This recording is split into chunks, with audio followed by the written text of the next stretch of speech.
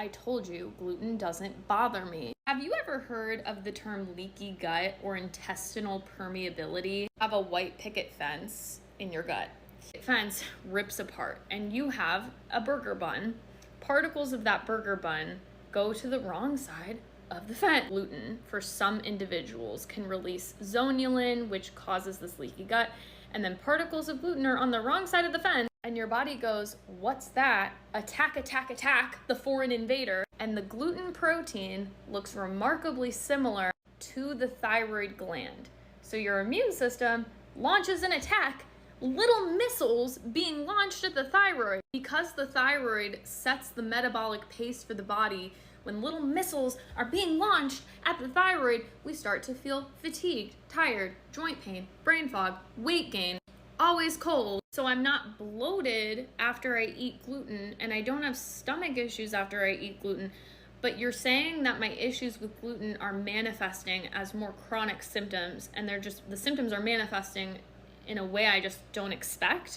PCOS, hypothyroidism, and other metabolic disorders are affected by dairy, gluten, and some other foods as well, and I'm going to go over that. Dairy contains a protein that in some people who are sensitive to it can trigger an autoimmune response, but again, this is chronic, so it's sometimes over time and you don't realize it until it gets worse and worse like it did for me. I started to think that I was fine with dairy, but then I noticed that I was having mucus buildup and it was contributing to sleep apnea, which is something that happens over time. But whenever I have soy, I notice that I have about 1 to 2 pounds of water retention the next morning. And I think that's because of my PCOS and my thyroid issues that I have.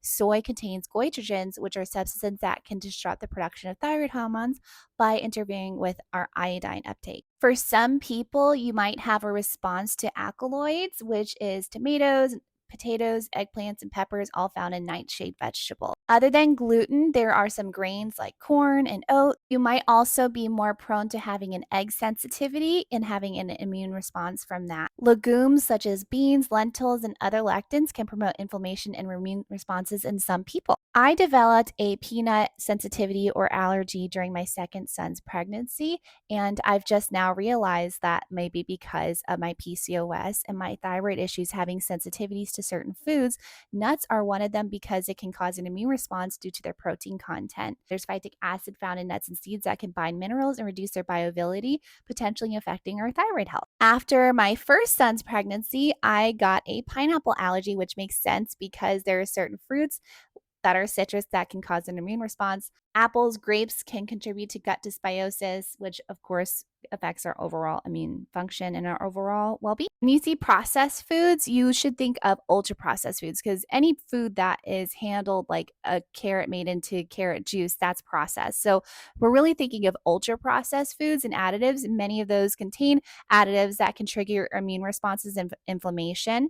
How do we know it's an ultra processed food? If it has ingredients that we can't buy at the store or pronounce.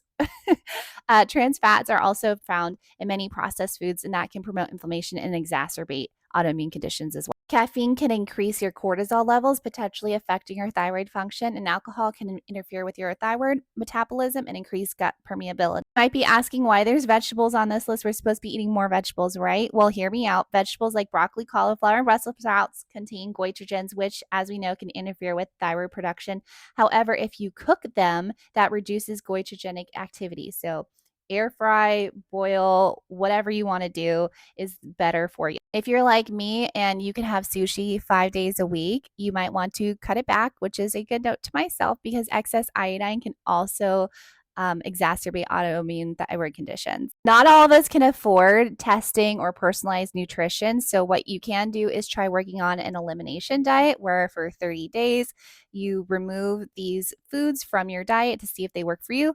Of course, you'll want to work with a registered dietitian or doctor before starting any new routine, but it is backed by some sources and I'll share them with you. Probably a lot of you that won't read. But I think it's really important that when you're sharing information online that you have the sources to back it up. And here are some of the sources that support the information in this video. I lost 100 pounds of PCOS and that kickstarted me on my holistic nutrition journey. I'm now a weight loss coach and gut nutrition specialist. And I'm also working on my health and wellness coach as well as my holistic nutrition consulting coach. All of this together, when I'm completed with my program, will make me a master level holistic nutrition consultant. And I'm really excited for the process. If you have questions about this or anything else regarding nutrition, weight loss, gut health, let me know below, and I'll see you next time.